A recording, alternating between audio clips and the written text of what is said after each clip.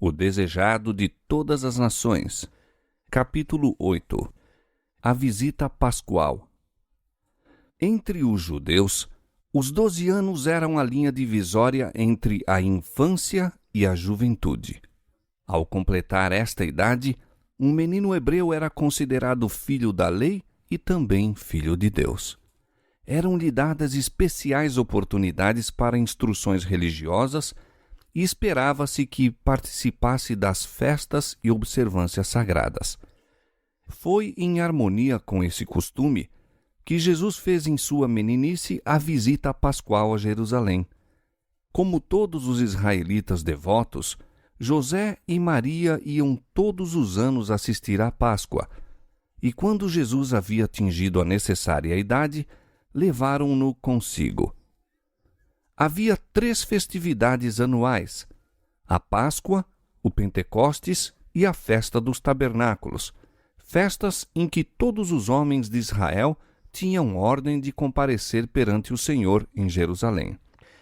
Destas, era a Páscoa a mais concorrida. Havia presentes muitos de todos os países por onde os judeus tinham sido espalhados.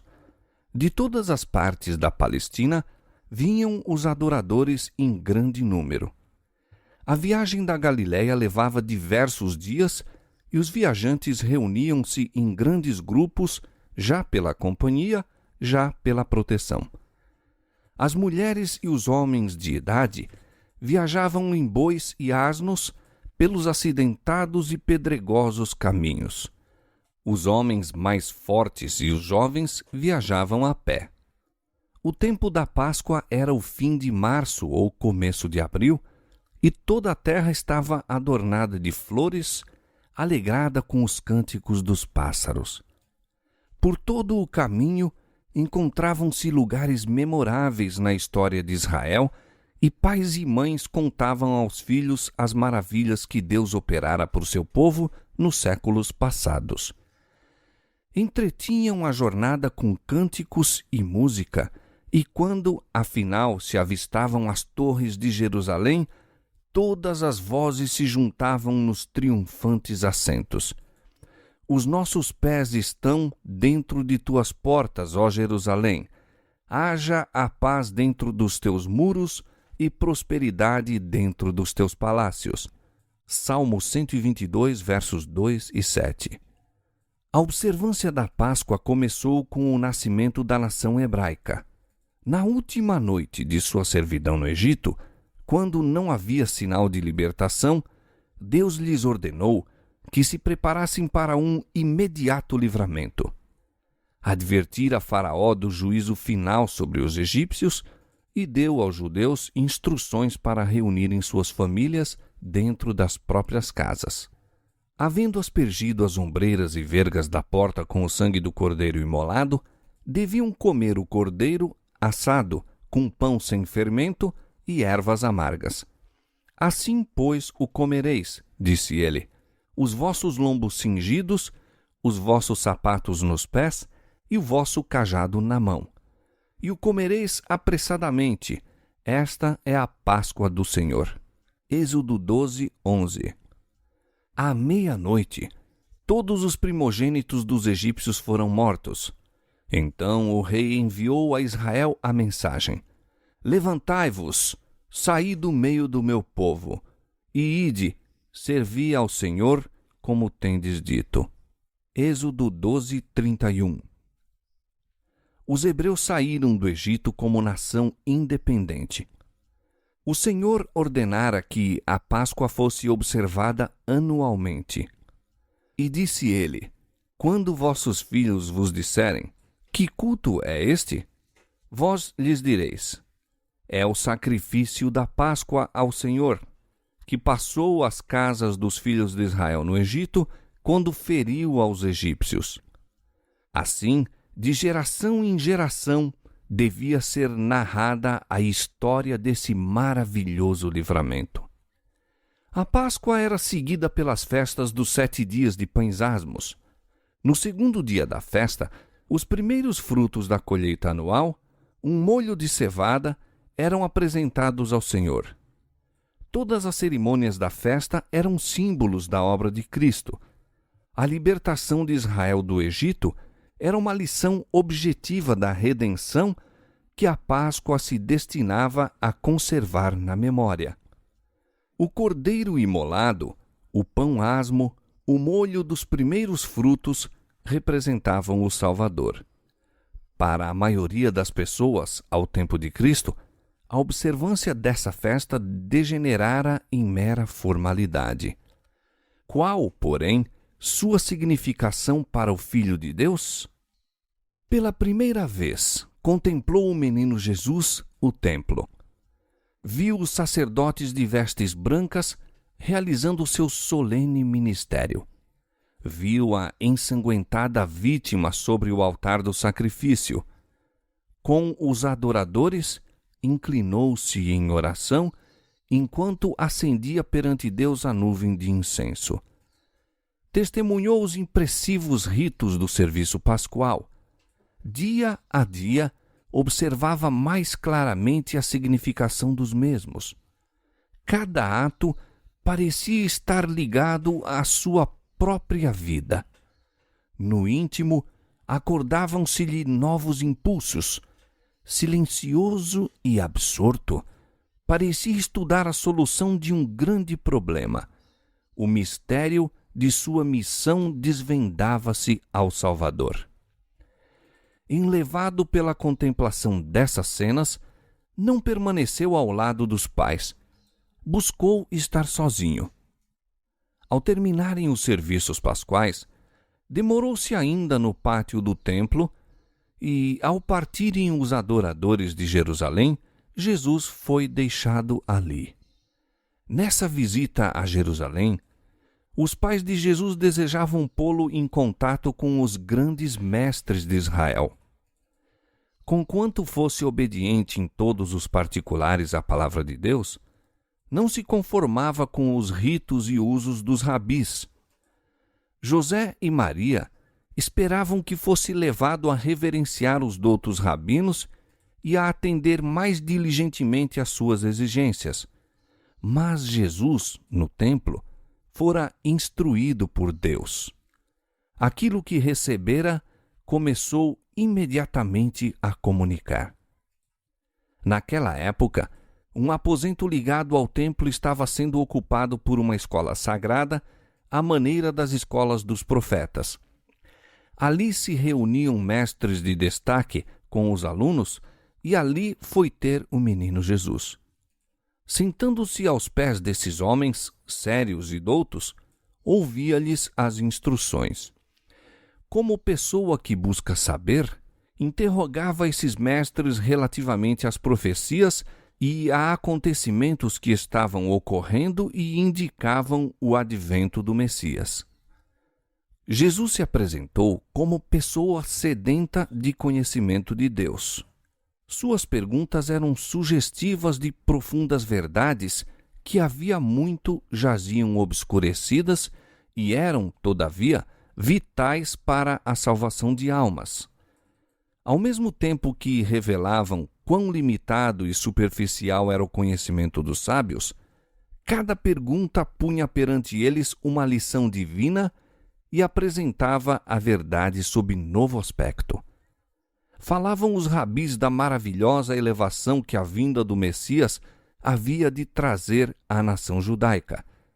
Mas Jesus apresentava a profecia de Isaías e perguntava-lhes o sentido daqueles textos que indicavam o sofrimento e a morte do Cordeiro de Deus. Os doutores voltavam-se para ele com perguntas e pasmavam de suas respostas. Com a humildade de criança, repetia as palavras da Escritura, dando-lhes profundeza de sentido que os sábios não haviam alcançado. Seguidos os traços da verdade por ele indicados, teriam operado uma reforma na religião da época.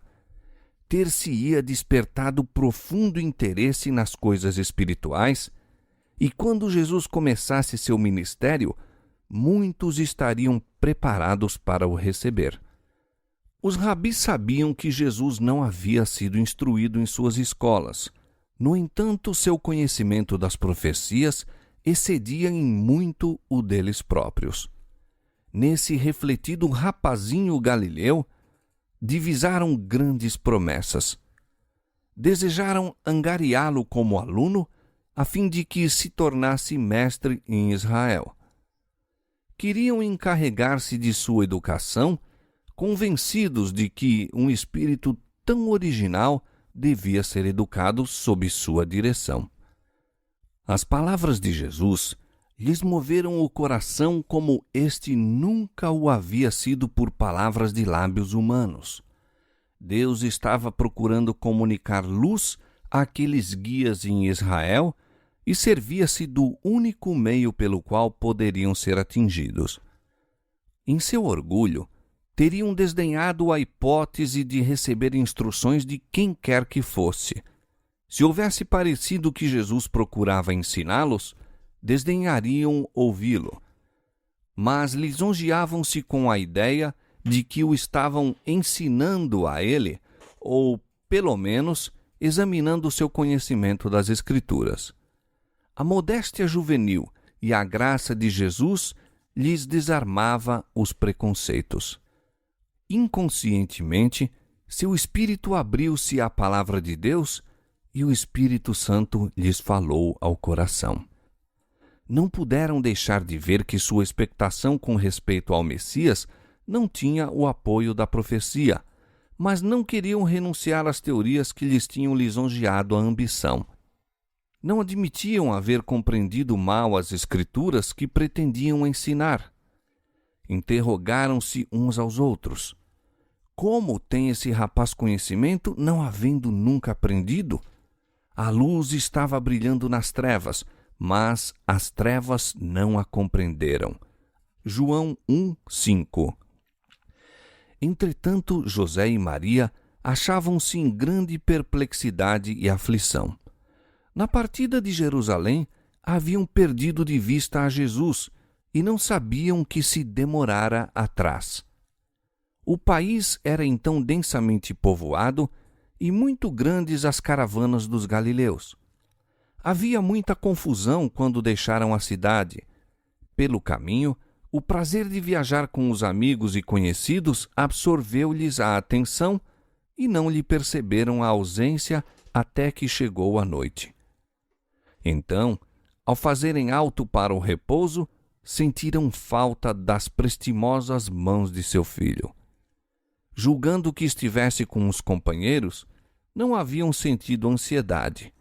Jovem como era, nele confiavam inteiramente, esperando que, quando necessário, estaria pronto a auxiliá-los, antecipando-lhes as necessidades, como sempre fizera.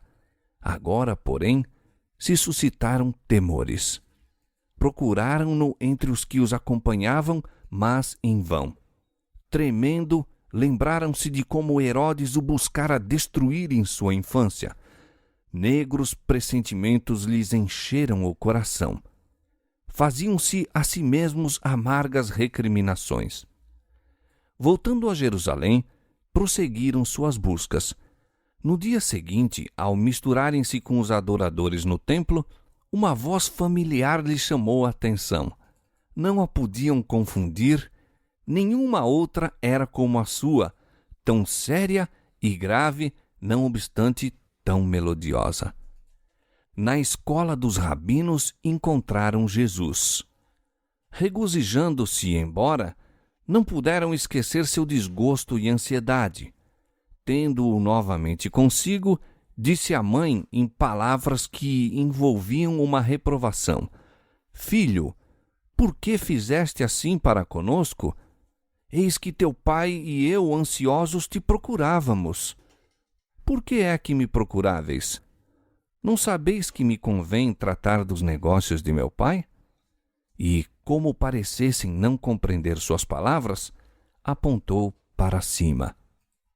Havia em seu rosto uma luz que os levou a meditar. A divindade estava irradiando através da humanidade. Encontrando-o no templo, haviam escutado o que se passava entre ele e os rabis e ficaram admirados de suas perguntas e respostas. Suas palavras despertaram uma corrente de ideias que nunca mais seriam esquecidas. E a resposta que lhes dera encerrava uma lição. Não sabeis, dissera ele, que me convém tratar dos negócios de meu pai? Jesus estava empenhado na obra para cumprimento da qual viera a este mundo, mas José e Maria haviam negligenciado a sua. Grande honra lhes conferira Deus em confiar-lhes seu filho. Santos anjos tinham dirigido a José a fim de proteger a vida de Jesus, mas por um dia inteiro haviam perdido de vista aquele a quem não deviam ter esquecido nem por um momento. E, ao ser-lhes aliviada a ansiedade, não se censuraram a si mesmos, mas lançaram sobre ele a culpa. Era natural que os pais de Jesus o considerassem como seu próprio filho. Estava diariamente com eles. A muitos respeitos, sua vida era como a das outras crianças, e era-lhes difícil compreender ser ele o Filho de Deus. Estavam em risco de deixar de apreciar a bênção a eles concedida pela presença do Redentor do mundo. O desgosto de se haverem separado dele e a branda reprovação contida em suas palavras visavam impressioná-los quanto à santidade do depósito que lhes fora confiado. Na resposta dada à sua mãe, Jesus mostrou pela primeira vez que compreendia sua relação para com Deus. Antes de seu nascimento, o anjo dissera a Maria: "Este será grande e será chamado Filho do Altíssimo, e o Senhor Deus lhe dará o trono de Davi, seu pai, e reinará eternamente na casa de Jacó." Lucas capítulo 1, versos 32 e 33. Aquelas palavras Maria ponderara em seu coração.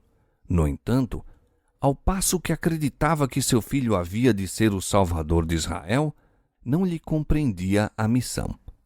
Agora, não lhe entendeu as palavras, mas sabia que negara seu parentesco com José e declarara sua filiação de Deus. Jesus não deixara de respeitar sua relação para com seus pais terrestres. Voltou de Jerusalém com eles e ajudou-os em sua vida de labor. Ocultava na própria alma o mistério de sua missão, esperando submisso o tempo designado para iniciar sua obra. Durante 18 anos, depois de haver reconhecido ser o Filho de Deus, reconheceu também os laços que o ligavam ao lar de Nazaré e cumpriu os deveres de filho, irmão, amigo e cidadão. Ao ser-lhe sua missão revelada no templo, Jesus se esquivou ao contato da multidão. Desejava voltar de Jerusalém quietamente com os que sabiam o segredo de sua existência. Mediante o serviço pascual, Deus estava procurando desviar seu povo dos cuidados terrenos que tinham e fazê-lo lembrar a maravilhosa obra que fizera em sua libertação do Egito. Desejava que vissem nessa obra uma promessa de libertação do pecado. Como o sangue do cordeiro morto protegera os lares de Israel, assim lhe salvaria a alma o sangue de Cristo. Mas eles só se podiam salvar por meio de Cristo, apoderando-se pela fé de sua vida como sendo deles mesmos. Só havia virtude no simbólico serviço ao serem os adoradores por ele dirigidos a Cristo como seu Salvador pessoal. Deus desejava que fossem levados a estudar a missão de Cristo e sobre ela meditar com oração. Ao partirem de Jerusalém, as multidões, no entanto, a excitação da viagem e a comunicação social absorviam frequentemente a atenção deles e era esquecido o serviço que acabavam de testemunhar. O Salvador não foi atraído para a companhia deles. Ao voltarem José e Maria de Jerusalém sozinhos com Jesus, ele esperava dirigir-lhes a atenção às profecias concernentes aos sofrimentos do Salvador. Sobre o Calvário, procurou aliviar a dor de sua mãe. Estava agora pensando nela. Maria tinha que testemunhar sua derradeira agonia e Jesus desejava que ela compreendesse sua missão a fim de fortalecer-se para resistir quando a espada lhe houvesse de traspassar a alma. Como Jesus estivera separado dela e por 3 dias o procurara aflita, assim, quando fosse oferecido pelos pecados do mundo, estaria novamente perdido para ela 3 dias. E ao ressurgir ele do sepulcro, sua tristeza se transformaria outra vez em júbilo. Mas quão melhor teria ela suportado a angústia da morte do filho se houvesse compreendido as Escrituras para as quais ele lhe procurava agora volver os pensamentos. Se José e Maria houvessem firmado a mente em Deus, mediante meditação e oração, teriam avaliado a santidade do depósito que lhes era confiado e não teriam perdido de vista a Jesus. Pela negligência de um dia, perderam o Salvador. Custou-lhes, porém, 3 dias de ansiosas buscas o tornar a encontrá-lo. O mesmo quanto a nós. Por conversas ociosas, por maledicência ou negligência da oração, podemos perder num dia a presença do Salvador e talvez leve muitos dias de dolorosa busca o tornar a achá-lo e reconquistar a paz que perdemos. Em nossas relações uns com os outros, devemos estar atentos para não perder a Jesus, continuando o caminho sem nos advertir de que ele não se acha conosco.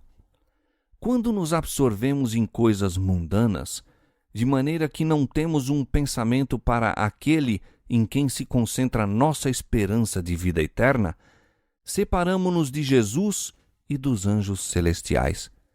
Esses santos seres não podem permanecer onde a presença do Salvador não é desejada e sua ausência não é sentida. Eis porque, tantas vezes, se faz sentir o desânimo entre os professos seguidores de Cristo.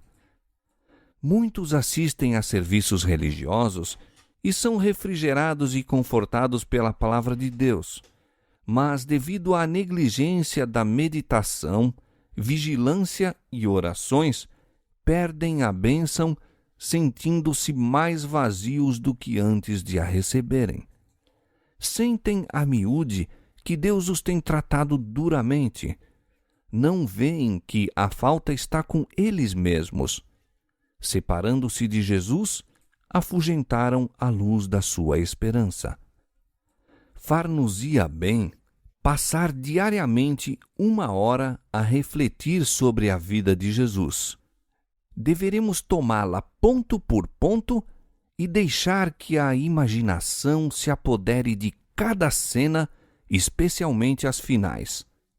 Ao meditar assim em seu grande sacrifício por nós, nossa confiança nele será mais constante, nosso amor vivificado e seremos mais profundamente imbuídos de seu Espírito.